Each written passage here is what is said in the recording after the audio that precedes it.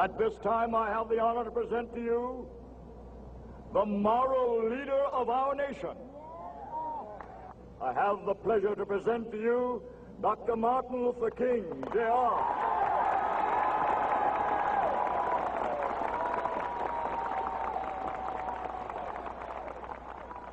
I am happy to join with you today in what will go down in history as the greatest demonstration for freedom in the history of our nation.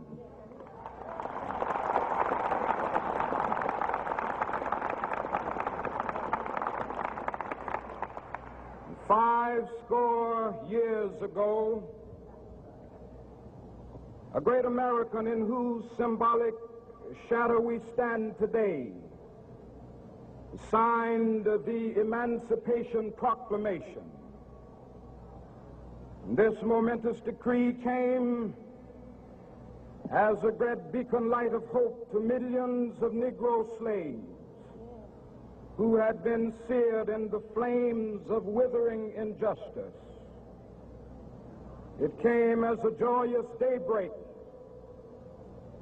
to end the long night of their captivity. But 100 years later, the Negro still is not free. 100 years later, the life of the Negro is still sadly crippled by the manacles of segregation and the chains of discrimination. 100 years later, the Negro lives on a lonely island of poverty in the midst of a vast ocean of material prosperity. 100 years later, the Negro is still languished in the corners of American society and finds himself in exile in his own land. And so we've come here today to dramatize a shameful condition. In a sense, we've come to our nation's capital to cash a check. When the architects of our republic wrote the magnificent words of the Constitution and the Declaration of Independence, they were signing a promissory note to which every American was to fall heir. This note was a promise that all men, yes, black men as well as white men, would be guaranteed the unalienable rights of life, liberty, and the pursuit of happiness. It is obvious today that America has defaulted on this promissory note insofar as her citizens of color are concerned.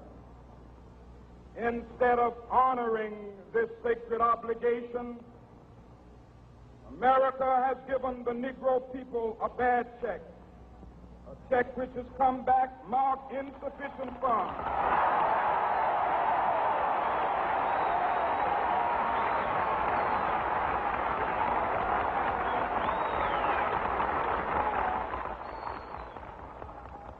But we refuse to believe that the Bank of Justice is bankrupt.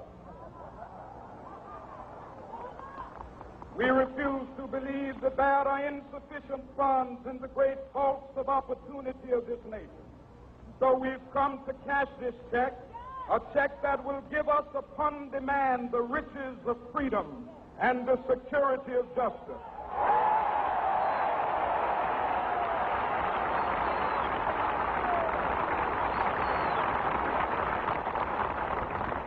We have also come to this hallowed spot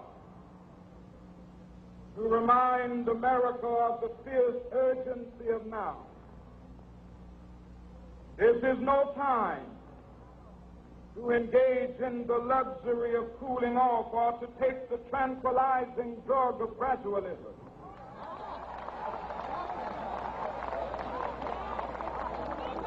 Now is the time to make real the promises of democracy. Now is the time to rise from the dark and desolate valley of segregation to the sunlit path of racial justice. Now is the time to lift our nation from the quicksands of racial injustice to the solid rock of brotherhood. Now is the time to make justice a reality for all of God's children. It would be fatal for the nation to overlook the urgency of the moment. This sweltering summit of the Negro's legitimate discontent will not pass until that is an invigorating autumn of freedom and equality. 1963 is not an end, but a beginning. Those who hope that the Negro needed to blow off steam and will now be content will have a rude awakening if the nation returns to business as usual.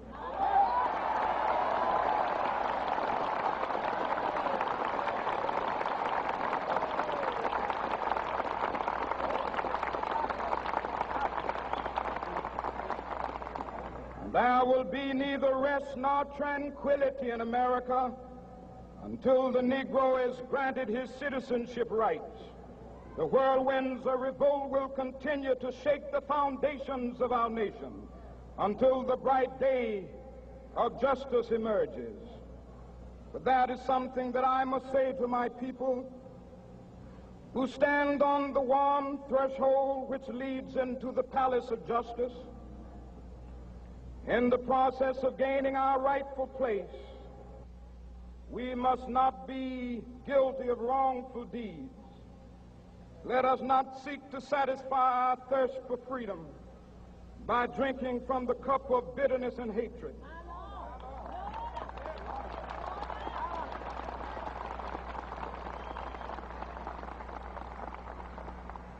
We must forever conduct our struggle on the high plane of dignity and discipline. We must not allow our creative protests to degenerate into physical violence. Again and again, we must rise to the majestic heights of meeting physical force with soul force. The marvelous new militancy which has engulfed the Negro community must not lead us to a distrust of all white people. For many of our white brothers, as evidenced by their presence here today, have come to realize that their destiny is tied up with our destiny.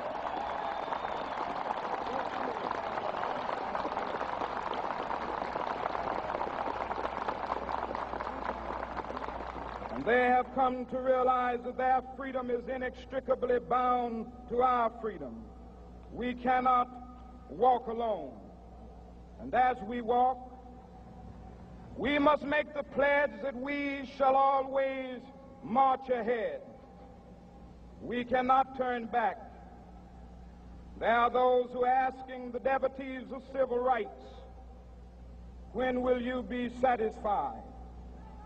We can never be satisfied as long as the Negro is the victim of the unspeakable horrors of police brutality. We can never be satisfied as long as our bodies, heavy with the fatigue of travel, cannot gain lodging in the motels of the highways and the hotels of the cities.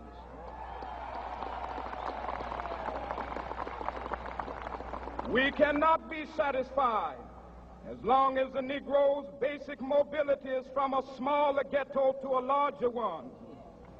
We can never be satisfied as long as our children are stripped of their selfhood and robbed of their dignity by signs stating for whites only.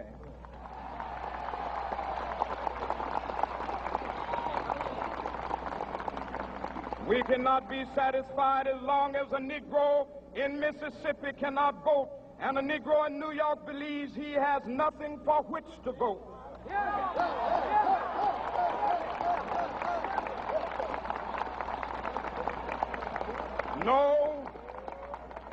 No, we are not satisfied, and we will not be satisfied until justice rolls down like waters and righteousness like a mighty stream.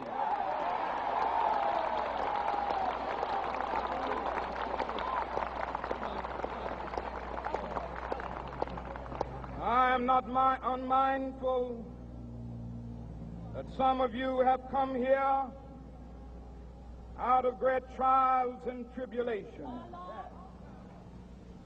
Some of you have come fresh from narrow jail cells. Some of you have come from areas where your quest for freedom left you battered by the storms of persecution and staggered by the winds of police brutality. You have been the veterans of creative suffering. Continue to work with the faith that unearned suffering is redemptive. Go back to Mississippi. Go back to Alabama. Go back to South Carolina. Go back to Georgia. Go back to Louisiana. Go back to the slums and ghettos of our northern cities. Knowing that somehow this situation can and will be changed. Let us not wallow in the valley of despair. I say to you today, my friend,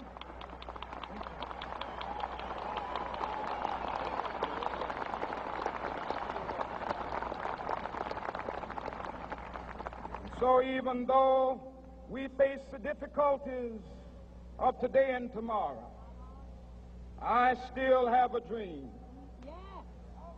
It is a dream deeply rooted in the American dream.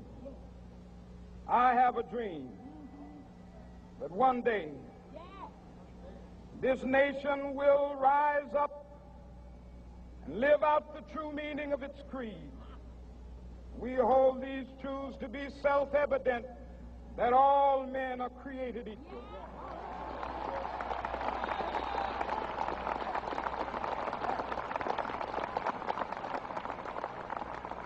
I have a dream that one day on the red hills of Georgia, the sons of former slaves and the sons of former slave owners will be able to sit down together at the table of brotherhood. I have a dream that one day, even the state of Mississippi, a state sweltering with the heat of injustice, sweltering with the heat of oppression, will be transformed into an oasis of freedom and justice. I have a dream that my 4 little children will one day live in a nation where they will not be judged by the color of their skin, but by the content of their character. I have a dream today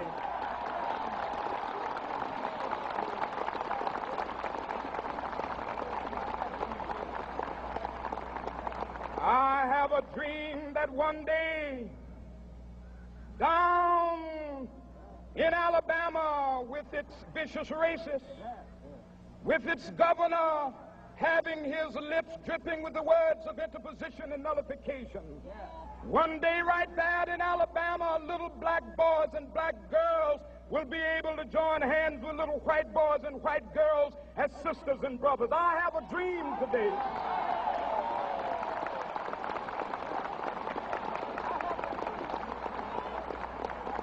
I have a dream that one day every valley shall be exalted, and every hill and mountain shall be made low. The rough places will be made plain, and the crooked places will be made straight, and the glory of the Lord shall be revealed, and all flesh shall see it together. This is our hope. This is the faith that I go back to the South with.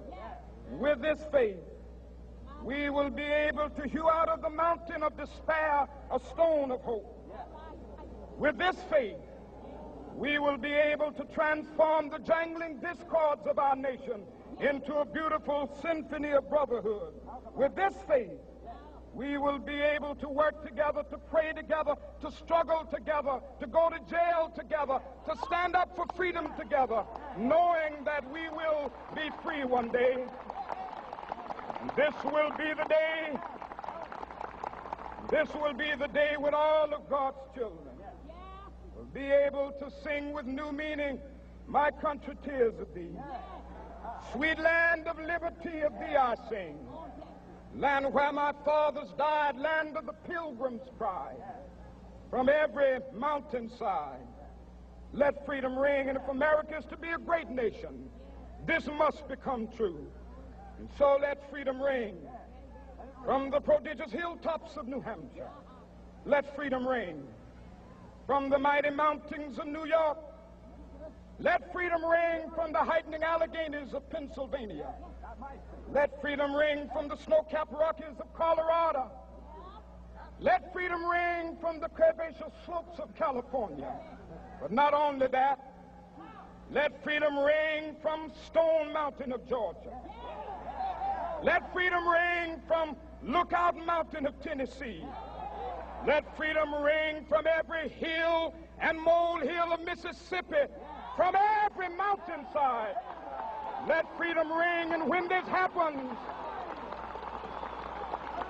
and when we allow freedom ring, when we let it ring from every village and every hamlet, from every state and every city, we will be able to speed up that day when all of God's children, black men and white men, Jews and Gentiles, Protestants and Catholics, will be able to join hands and sing in the words of the old Negro spiritual, free at last, thank God Almighty, we are free at last.